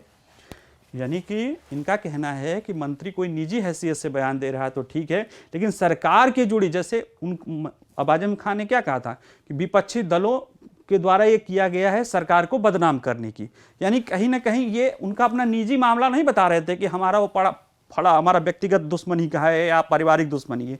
वो बता रहे हैं कि हमारी सरकार को बदनाम करने के लिए लोग ऐसा कर रहे हैं। तो कहीं ना कहीं ये सरकार से जुड़ा मामला है और जस्टिस नागरत्ना कहती हैं कि नहीं, इसको सरकार का बयान माना जाना चाहिए। ठीक है, और आगे फिर वो और क्या कहती हैं कि बोलने की आज़ादी और जीने के तहत अधिकारों का दावा निजी व्यक्तियों और गैर अभिनेताओं के खिलाफ असंवैधानिक अदालतों के समक्ष हैबियस कॉर्पस के मामले को छोड़कर नहीं लाया जाता। उनका कहना था कि नागरिकों और सरकारी अधिकारियों को विशेष रूप से साथी नागरिकों पर अपमानजनक टिप्पणी करने से प्रतिबंधित करने के लिए संसद को कानून बनाना है। यानी जो अधिकारी हैं या जो मंत्री हैं, ये अपने लोगों या नागरिकों पर अपमानजनक बातें न कहें, इसके लिए संसद को कानून बनाना चाहिए। ठीक है, राजनीतिक पार्टियों को अपने सदस्यों के भाषण को नियंत्रित करना चाहिए और आचार संहिता द्वारा किया जा सकता है। ठीक है, क्यों ऐसा? क्योंकि वो कह रहे हैं कि जो बड़े लोग हैं, जो बड़े पब्लिक डिग्निटरीज हैं, उनकी वाक और अभिव्यक्ति की आज़ादी और एक आम लोगों की वाक और अभिव्यक्ति की आज़ादी का प्रभाव, यानी मैं कोई बात कहूँ और कोई बड़ा व्यक्ति कोई बात करे, बड़ा पॉलिटिकल पद, मंत्री, विधायक, नेता और मंत्री, मुख्यमंत्री, प्रधानमंत्री अगर कोई बात कहते हैं तो उन दोनों की बातों का, मेरी बातों का और उनकी बातों का अलग अलग प्रभाव पड़ता है। सकारात्मक भी पड़ेगा तो नकारात्मक, उनके फॉलोइंग ज़्यादा है, उनको फॉलो करने वाले ज़्यादा लोग हैं। ठीक है, तो ऐसे में वो उनको भी उतना ही अधिकार, मतलब उतना ही, यानी जैसे अगर हमारी बातों का प्रभाव ज़्यादा लोगों पर पड़ता है तो कहीं ना कहीं हमें वो अधिकार, जैसे किसी को बात कहता है तो 10 लोगों पर प्रभाव पड़ता है, कोई बात कहता है तो 10 करोड़ लोगों पर प्रभाव पड़ता है। तो 10 लोगों वाला अगर आप अप्रोच अपनाएंगे तो मान लिया कोई ऐसी बात किया जिसका दुष्परिणाम 10 लोगों पर पड़ा और कोई ऐसी बात किया जिसका परिणाम 10 करोड़ लोगों पर पड़ा, तो निश्चित रूप से जिसका प्रभाव ज़्यादा पड़ रहा है उसको ज़्यादा संयमित दृष्टिकोण अपनाने की ज़रूरत है। जैसे कि एक मूवी आई थी, मतलब है स्पाइडरमैन, उसमें जो स्पाइडरमैन बना होता है उसका चाचा कहता है कि ताकत अपने साथ जिम्मेदारी लाती है और बड़ी ताकत बड़ी जिम्मेदारी लाती है। तो कुछ इसी तरह की बात जस्टिस नागरत्ना भी कह रही हैं कि जो सार्वजनिक पदों पर बैठे लोग हैं, जो ज़्यादा ताकतवर लोग हैं, उनके वाक और अभिव्यक्ति की स्वतंत्रता को सामान्य लोगों की वाक और अभिव्यक्ति की स्वतंत्रता के साथ तुलना नहीं किया जा सकता है। यानी निश्चित रूप से उनके लिए कुछ नए नियम होने चाहिए, कुछ अलग से नियम होने चाहिए, ताकि वो ज़्यादा संतुलित ढंग से बातें अपनी रखें। ठीक है, लेकिन ये उनका अपना कहना है, और चूंकि बहुमत का फैसला यही है कि संविधान के 19(2) के तहत जो बात प्रतिबंध हैं, उसकी अलग कोई प्रतिबंध की आवश्यकता नहीं है, और मंत्री द्वारा दिया गया कोई बात जब तक कि सरकार या सरकार द्वारा, सरकार के लोगों द्वारा कही गई कोई बात जब तक कि आधिकारिक बयान न हो जाए, तब तक उसको सरकार का बयान नहीं माना जा सकता है। यही निष्कर्ष से निकलता है। ठीक है, केंद्र सरकार का नया तोहफा, 81 करोड़ लोगों को 1 साल तक मिलेगा मुफ्त अनाज। ठीक है, क्या है ये? जैसा थोड़ा पहले चर्चा की है कि कोरोना के पहले तक सरकार जो है राष्ट्रीय खाद्य सुरक्षा अधिनियम 2013 के तहत प्रतिमाह लगभग 81 करोड़, मतलब 81 करोड़ यानी 81 करोड़ 3.4 यानी 81 करोड़ 34 लाख, यानी लगभग 75% ग्रामीण जनसंख्या और 50% शहरी जनसंख्या सब जोड़ा जाता था तो 80 करोड़ के ऊपर आ जाता था, कि लोगों को 2 आधारों पे बांट के, यानी एक है अंत्योदय अन्न योजना और दूसरा है सामान्य परिवार। जो अंत्योदय परिवार है उसमें प्रत्येक परिवार 35 किलो अन्न, और जो सामान्य परिवार मतलब जो विशेष परिवार है, सामान्य नहीं, जो विशेष परिवार है, उसको प्रत्येक व्यक्ति, मतलब प्रति परिवार यानी प्रति परिवार नहीं, मतलब प्रत्येक व्यक्ति 5 किलो खाद्यान्न की देने की बात की गई थी सस्ते दर पर। वो सस्ता दर क्या था? 3 रुपये किलो चावल, 2 रुपये किलो गेहूं और 1 किलो रुपये मोटा अनाज। ठीक है, और ये कानूनी प्रावधान बना दिया गया था, संसद के कानून के द्वारा ये अधिकार दे दिया गया था कि लोगों को खाद्य की सुरक्षा मिलेगी। राज्य का दायित्व था, राज्य मतलब दायित्वफुल है कि वो उसे प्रदान ही करेगा। ठीक है, अप्रैल 2022 में कोविड के बीच प्रधानमंत्री, चूंकि लोगों की समस्याएं थी, लोगों का रोजगार गया था, खाद्यान्न भोजन की समस्या थी, तो सरकार ने ऐसे में एक जो है वेलफेयर कहें या जो एक कह सकते हैं कि इमरजेंसी मेजर के रूप में प्रधानमंत्री गरीब कल्याण अन्न योजना की शुरुआत की थी। ठीक है, जिसमें जो सब्सिडी दरों पे जो चीज़ें दी जाती थी वो तो दी ही जा रही थी, उसके अतिरिक्त उतना ही मात्रा वो मुफ्त दिया जा रहा था। ठीक है, जैसे जो सब्सिडी में चल रहा है वो तो चलता था, उतना ही मात्रा वो मुफ्त में भी दिया जाने लगा था, ताकि लोगों के जो रोजगार आदि के कारण जो है बेरोजगारी या काम धंधे बंद होने के कारण जो उनके सामने खाद्य का संकट हो, उससे दूर उबर सके। ठीक है, ये योजना चलती रही। ठीक है, और अभी इसको बढ़ाते अंततः जो है अब बंद कर दिया गया है। तो अब जब बंद किया गया तो फिर वो ओरिजिनल योजना राष्ट्रीय खाद्य सुरक्षा योजना तो लागू ही थी, जिसके तहत 3 रुपये, 2 रुपये 1 किलो और 1 रुपये पर मतलब चावल गेहूं और मोटा अनाज के रूप में लोगों को खाद्यान्न देने की योजना थी। सरकार ने इन दोनों योजना, यानी एक योजना जो मुफ्त प्रधानमंत्री गरीब कल्याण योजना था, उसमें जो मुफ्त वाला पहलू था उसको लिया और जो राशन वाला पहलू था हटा दिया, और इसे मुफ्त वाले पहलू को लाके NFSA पर लगा दिया है। यानी जो अभी 5 किलो के लिए या 35 किलो के लिए प्रति परिवार के लिए जो 3, 2, 1 आदि रुपए दिया जाता था, अब वो 0 हो गया है। यानी कि अगले 1 साल के लिए भारत के तकरीबन 81 करोड़ लोगों को मुफ्त में खाद्यान्न, मुफ्त में प्रत्येक व्यक्ति 5 किलो और अंत्योदय वालों को 35 किलो खाद्यान्न, परिवार यानी परिवार को 35 किलो खाद्यान्न मुफ्त में मिलेगा। ये है इसकी पूरी कहानी। ठीक है, इसको आप लोग देख लीजिएगा। सरकार का खर्च क्या बढ़ेगा, क्या घटेगा? तो जब सरकार जो 3, 2, 1 रुपये के आधार पे जो खाद्यान्न देती थी, तो उससे सरकार को प्रतिवर्ष 13,900 करोड़ रुपए मिलते थे। यानी कि अब अगर मुफ्त कर देगी तो सरकार को 13,900 करोड़ रुपए अतिरिक्त लगाने पड़ेंगे। यानी जो एक तो सब्सिडाइज रेट पे दिया जाता था, तो सब्सिडी के बावजूद जो कीमत लेती थी उससे जो है उसको 13,900 करोड़ रुपए मिलते थे। ठीक है, तो अब 13,900 करोड़ रुपए की भी सब्सिडी सरकार को देनी पड़ेगी। ठीक है, तो इससे जो है उसका बजट बढ़ेगा। ठीक है, और बजट बढ़ के कुल खाद्यान्न कितना हो जाए, कुल खाद्य सुरक्षा बिल कितना पहुंच जाएगा, साल का लगभग 2 लाख करोड़ रुपए। ठीक है, तो ये तो सरकार के राजकोष पे भार बढ़ाएगा प्रतिमाह 13,900 करोड़ रुपए, लेकिन कम भी तो करेगा, क्योंकि प्रति जो इसके कारण जो प्रधानमंत्री जन गरीब कल्याण योजना बंद करने से जो है सरकार को हर महीने 15,000 करोड़ रुपए, यानी कि 15,000 करोड़ रुपए जो एक्स्ट्रा मुफ्त अनाज दिया जाता था, जिसको जो खर्चा होता था वो बचेगा, तो साल में करीब 1,80,000 करोड़ रुपए जो है बचत हो जाएगी। यानी कि कुल मिला के देखा जाए तो इस योजना से सरकार को केवल रिजल्टेंट रूप में 20,000 करोड़ रुपए एक्स्ट्रा खर्च करना पड़ेगा। ठीक है, अगर पिछले कोविड प्री देखेंगे तो निश्चित रूप से इतना हर महीना एक्स्ट्रा खर्च करना पड़ेगा, यानी लगभग जो है 2 लाख करोड़ रुपए।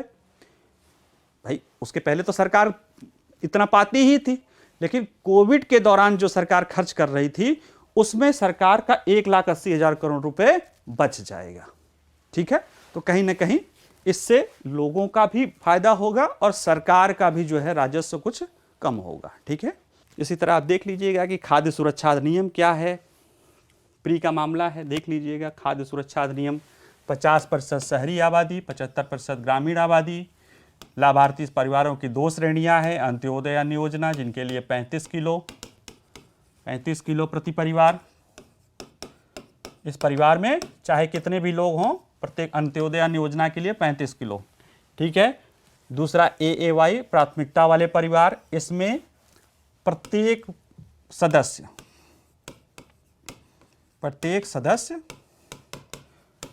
5 किलो। ठीक है, 5 किलो प्रति सदस्य, इसमें 35 किलो प्रति परिवार। ठीक है, इतने के हकदार थे। और अगर ये आंकड़े देखेंगे तो लगभग 81.35 यानी 81 करोड़ 35 लाख लोग इस योजना के तहत कवर हैं और इन्हें इस योजना का लाभ मिलेगा। यानी 81.35 करोड़ लोगों को मुफ्त में जो 5 किलो प्रत्येक सदस्य और अंत्योदय वालों के लिए जो है 35 वाला जो है करने के बाद सरकार को एक साल में 2 लाख करोड़ रुपए का जो खर्च है वो वहन करना पड़ेगा। ठीक है, तो ये है इसका सकारात्मक पहलू। ये है कि सरकार अभी जैसे कोरोना का चल रहा है तो एकाएक जैसे लोग, अब इसमें क्या होगा कि खाद्यान्न जो मुफ्त मिल रहा है वो तो मिलता रहेगा, जिसके लिए वो पैसा चुकाते थे वो जो है कम हुआ है, या कह सकते हैं कि जो मुफ्त हुआ है वो खत्म हुआ है, तो जो जिसके लिए पैसा चुकाते थे अब उसका पैसा नहीं चुकाएंगे। जो भी आप इसको दोनों तरीके में से जो भी ले लीजिए, कहीं ना कहीं एक मिनिमम खाद्यान्नों की उपलब्धता मुफ्त में होती रहेगी। साथ में सरकार के जो बहुत सारे डेटा आ रहे हैं वो बता रहे हैं कि रोजगार आदि के भी आंकड़े ये बता रहे हैं कि लोगों में रोजगार आदि की चीज़ें उपस्थित हो रही हैं, लोगों की स्थितियां सुधर रही हैं। ऐसे में सरकार का जो व्यय है वो भी घटेगा और उसका इस्तेमाल सरकार, उससे एक तो होगा कि राजकोषीय स्थिति सुधरेगी, दूसरे सरकार उसका सही और कहीं और विकासात्मक जगहों पे उसका उपयोग कर सकती है। अब 1,80,000 करोड़ रुपए अगर बचेगा सरकार का इससे सब्सिडी से, तो एक बहुत बड़ी राशि होती है। इसको सरकार कहीं ना कहीं करों के रूप में सरकार लोगों को छूट दे सकती है, या कोई और समाज वेलफेयर स्कीम चला सकती है, कोई और प्रोजेक्ट लगा सकती है, बहुत सारी चीज़ें सरकार कर सकती है। या सरकार इस खर्चे को पूरा करने के लिए जो ऋण लेती थी उस ऋण में कटौती कर सकती है।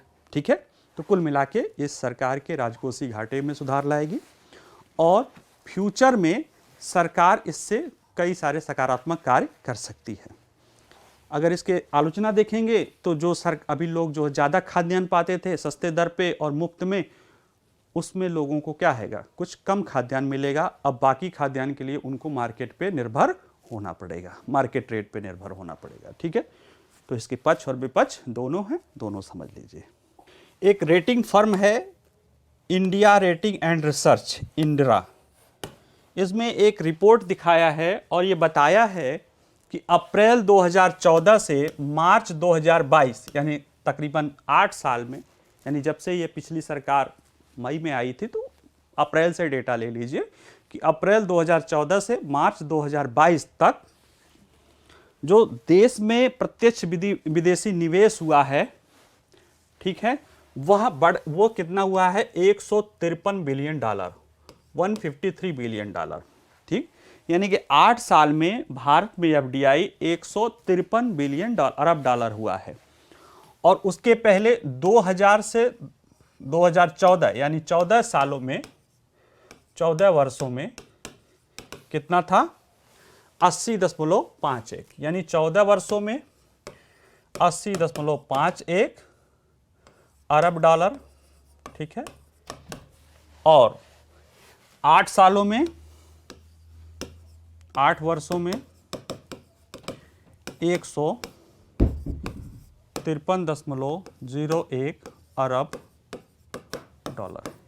यानी कि कहीं ना कहीं 2000 से 2014 के बीच में जो सरकार में, जो भारत में एफडीआई का प्रभाव रहा, 14 सालों में जितना रहा उससे लगभग 1.5 गुना, यानी 80 और 153 लगभग 1.5 गुना, सॉरी 2 गुना, लगभग 2 गुना, यानी 160 हो जाता तो 2 गुना, यानी लगभग 2 गुना 8 सालों में मिला है। तो ये क्या बताता है?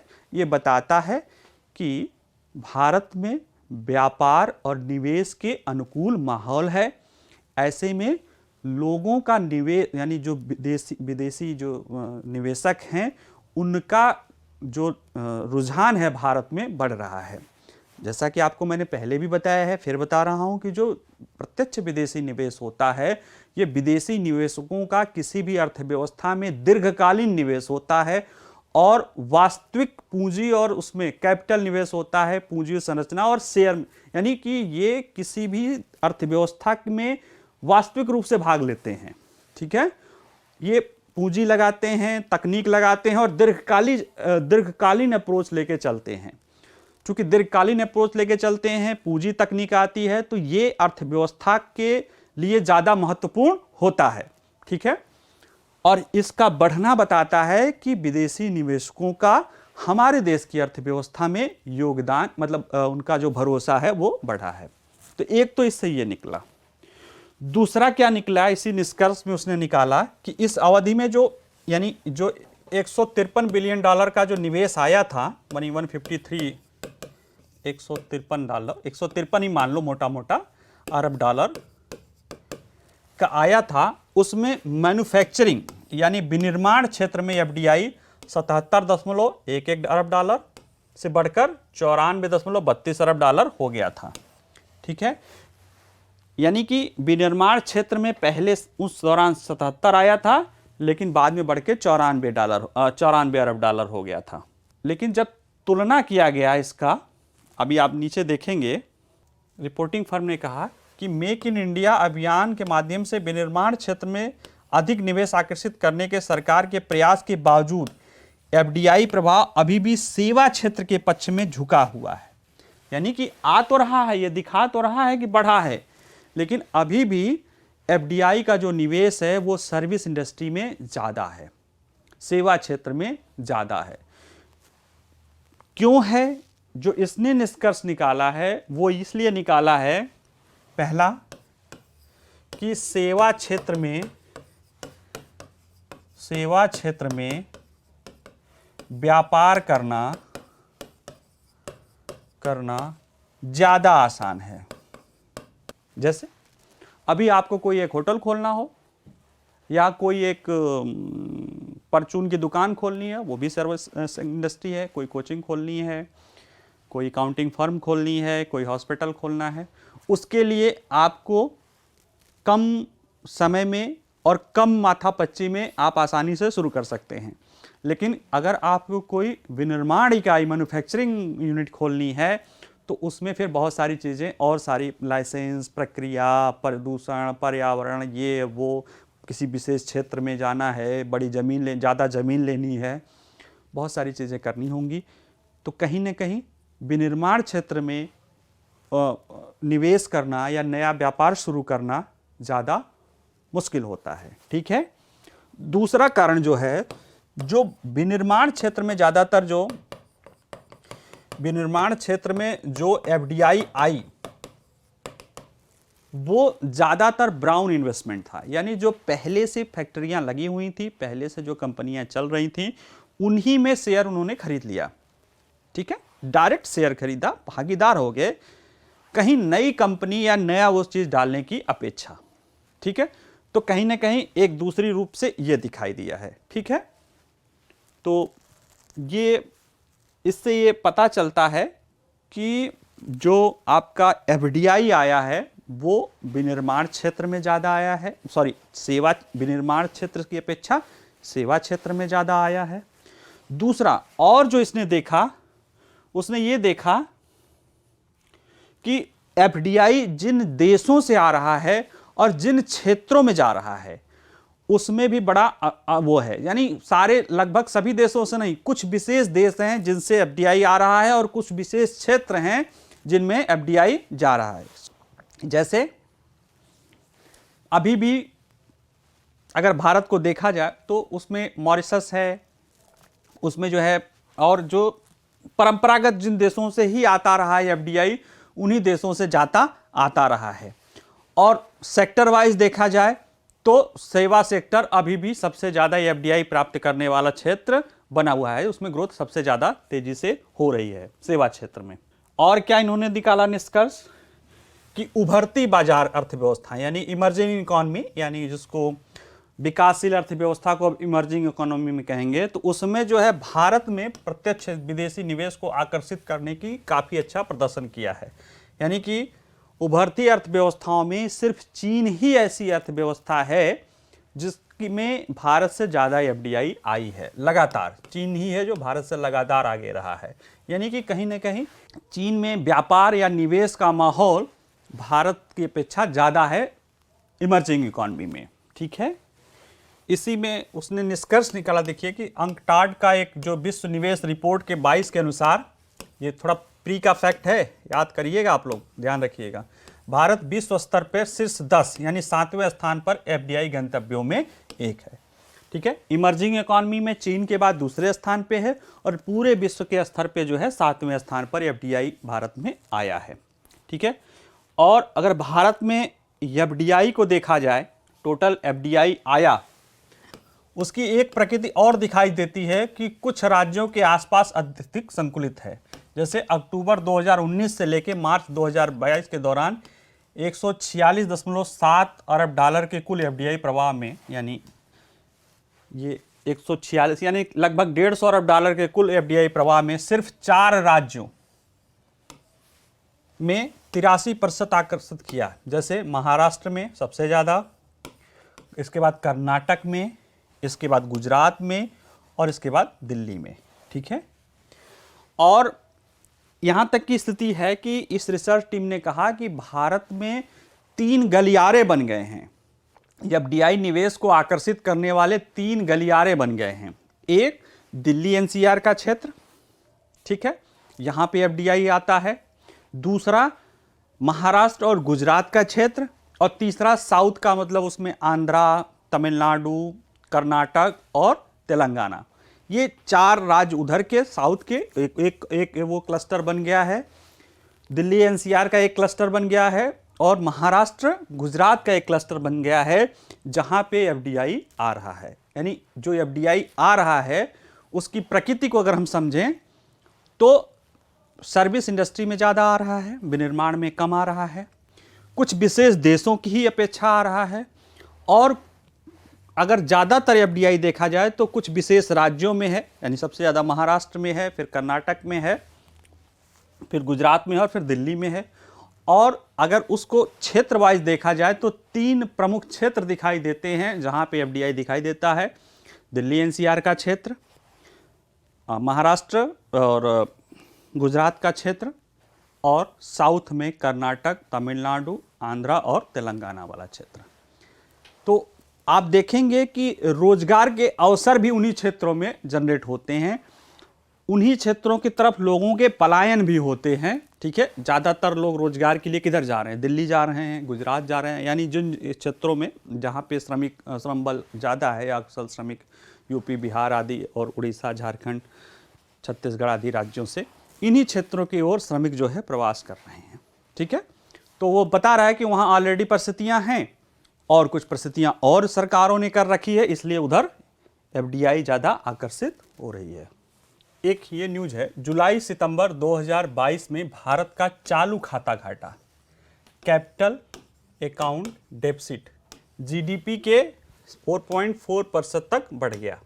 ठीक है, ये RBI का डेटा आया है कि समाप्त दूसरी तिमाही में बढ़ते व्यापार अंतर के कारण।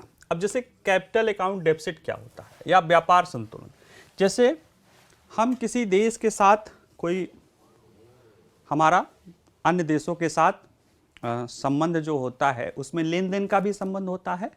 उन लेन देन के संबंधों को हम मोटे तौर पर क्या कहते ही हैं? व्यापार संतुलन, बैलेंस ऑफ पेमेंट, यानी जो भुगतान संतुलन, उसको बैलेंस ऑफ पेमेंट कहते हैं। बैलेंस ऑफ पेमेंट में मोटे तौर पे दो खाते होते हैं, एक कैपिटल अकाउंट और एक करेंट अकाउंट और एक कैपिटल अकाउंट। करेंट अकाउंट में जो आयात निर्यात होता है, ठीक है, जैसे जो ऐसे उसमें दृश्य मद, अदृश्य मद, दृश्य मदों में जो आयात निर्यात होता है यानी जो वस्तुओं का आयात होता है, अदृश्य मद में सेवाओं का निर्यात होता है।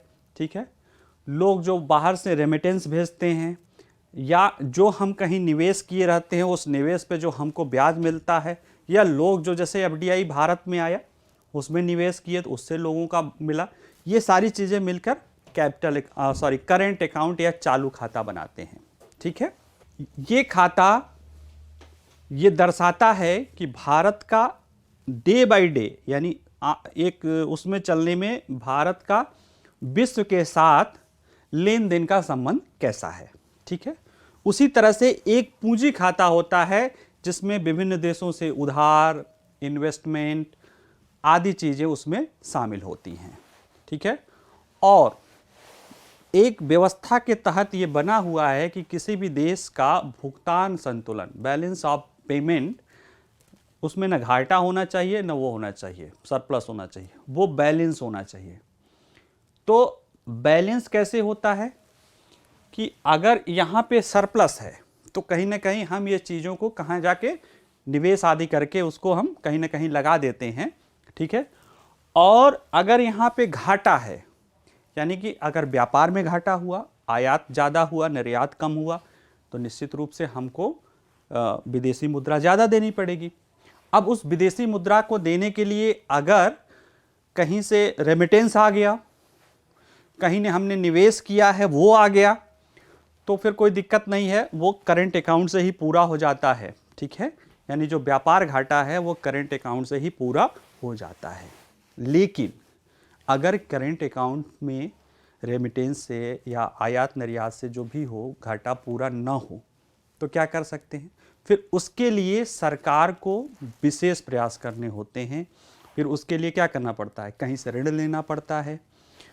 अगर ऋण में जो है सरकार ऋण लेती है, निजी कंपनियां जो प्राइवेट सेक्टर है वो भी बाहर से बोरोइंग करती हैं अपनी ज़रूरतों के पूरे करने के लिए, और या सरकार अपनी जो विदेशी निवेश है, जो अपनी विदेशी मुद्रा भंडार है उसमें से कुछ कमी करता है ताकि उसका जो है जो कैपिटल अकाउंट का डेफिसिट है वो पूरा किया जा सके। यानी जो आयात निर्यात बिल है, जो मिसमैच है या जो भी लेन देन है उसको मैनेज किया जा सके। ठीक है, तो कहीं ना कहीं ये अगर बढ़ता है तो ये देश के लिए चिंताजनक हो जाता है। क्यों? क्योंकि इसके लिए जो भी, अब आप इसको ऐसा तो नहीं कि माइनस है, अगर देखा जाए तो अगर 36.4 बिलियन डॉलर है, ठीक है, सर्वकालिक उच्च स्तर, यानी इसके पहले जो है सबसे ज़्यादा जो था, अभी इसमें देखेंगे तो 2012-13 में था। ठीक है, और ये 6 महीने का है, दूसरी तिमाही में। ठीक है, जुलाई सितंबर की दूसरी तिमाही में है, 36.4 बिलियन डॉलर है। इसके पहले की तिमाही में अगर देखा जाए तो 12-13 के तीसरी तिमाही में था 31.8 बिलियन डॉलर। ये पैसा कहीं ना कहीं से सरकार या तो किसी पूंजी खाते से ही दे रही होगी, यानी या तो कहीं से ऋण लिया होगा सरकार ने, या लोगों ने लिया यानी निजी क्षेत्र ने लिया होगा, या हमारे जो उसको कहते हैं ना कि हमारा जो विदेशी मुद्रा भंडार है उसको कम करके दिया गया होगा। ठीक है, जैसे कि आप कोई एक खाता हो जिसमें जो रोज के खर्चे हों, आना जाना हो, जो आप कमा रहे हैं, आ रहा है जा रहा है, उसको पूरा करें, और एक है जिसमें आपकी फिक्स डिपॉजिट या पूंजियां हों। तो अगर रोज के रोजमर्रे के आय व्यय से आपका काम चल जाता है तो उसको क्या कहते हैं, अगर बचता है तो पूंजी बनेगी, और अगर कम होता है तो कहीं ना कहीं उसको आपको देना पड़ता है, क्योंकि अंतर्राष्ट्रीय व्यापार में अगर व्यापार घाटा यानी भुगतान में घाटा हो तो संभव नहीं होता, उसको संतुलित करना पड़ता है, अदरवाइज नहीं तो किसी भी देश की अर्थव्यवस्था की स्थिति खतरनाक। जैसे श्रीलंका के सामने बैलेंस ऑफ पेमेंट का ही तो संकट था कि वो अपनी जो देनदारियां हैं उसको वो पूरा नहीं कर पा रहा था, इसीलिए वो आईएमएफ से ऋण और वो बाकी फिर देश डिफॉल्टर होने लगते हैं। तो वो स्थिति नहीं होती है, हर देश को भुगतान करना पड़ता है, और जब तक वो भुगतान करने की स्थिति में रहता है वो भुगतान संतुलन रहता है। ठीक है, तो ये ज़्यादा होना ये बताता है कि देश के लिए ये नुकसानदायक है, क्योंकि फिर देश इसको पूरा करने के लिए या तो ऋण लेगा या अपने बहुमूल्य विदेशी मुद्रा को देगा। ठीक है, और इसके लिए जो कारण आते हैं उस कारणों में कई सारे कारण में से जो बड़े कारण हैं वो है कि व्यापार में बढ़ा हुआ घाटा, यानी जो आप निर्यात करते हैं और जो आप आयात करते हैं उसमें मिसमैच हो। तो भारत का व्यापार घाटा, ठीक है, अगर वस्तुओं के व्यापार में देखा जाए तो चूंकि आपको पता होगा कि भारत का बहुत बड़ा तेल आयात बिल होता है, मतलब इंपोर्ट जो ऑयल है वो इंपोर्ट करता है वो बहुत बड़ा, और तेल का दाम बहुत बढ़ा हुआ था, उसके कारण भारत का आयात का जो वॉल्यूम नहीं, जो उसके जो कीमत वाला जो वॉल्यूम यानी डॉलर के टर्म में वो बढ़ा हुआ था, और रुपया हमारा सस्ता हो जा रहा था, तो वो चीज़ें और महंगी होती जा रही थी। ठीक है, हमारा आयात और महंगा होता जा रहा था और हमारा निर्यात सस्ता होता जा रहा था। तो और निर्यात सस्ता तो हो रहा था, लेकिन उसी दौरान विश्व में यानी अमेरिका में, यूरोप में, चीन में मंदी होने के कारण हमारा निर्यात उतना तेज़ी से नहीं बढ़ रहा है और आयात बढ़ता जा रहा है, जिससे कि दोनों के बीच का जो व्यापार घाटा है वो वस्तु का बढ़ रहा है। चलो ब्रेक लेते हैं, ब्रेक के बाद हम मिलते हैं। ठीक है।